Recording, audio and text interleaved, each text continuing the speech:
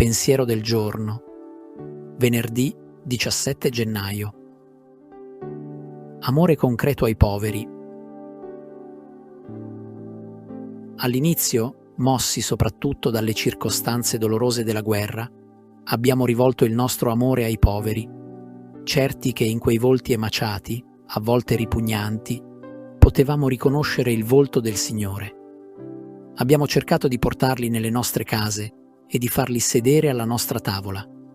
Se non potevamo accoglierli in casa, li incontravamo per strada, in certi luoghi, e davamo loro tutto quello che avevamo raccolto. Li visitavamo nei tuguri più miserabili e cercavamo di confortarli con le medicine.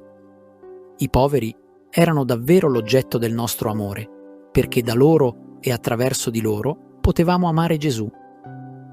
Erano anche la preoccupazione di tutti gli altri che erano attratti dallo stesso ideale. Man mano che la comunità cresceva, crescevano anche le possibilità di aiuto e di assistenza per tutti coloro che soffrivano. Ed era uno spettacolo, per mano d'uomo o d'angelo, vedere arrivare quintali di cibo, vestiti e medicine. Un'abbondanza insolita che, negli ultimi anni di guerra, dava la chiara impressione a chiunque di un intervento speciale della provvidenza divina. Cosa significava per noi toglierci i guanti d'inverno per darli a chi doveva passare ore a mendicare sotto la neve per vivere? Inoltre, la carità ha fatto nascere il desiderio di un maggiore equilibrio sociale.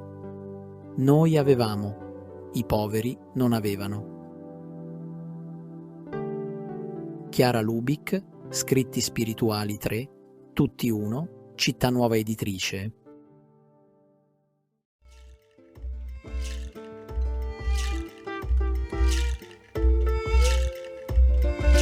Parola di vita. Gennaio 2025. Credi tu questo? Giovanni 11:26.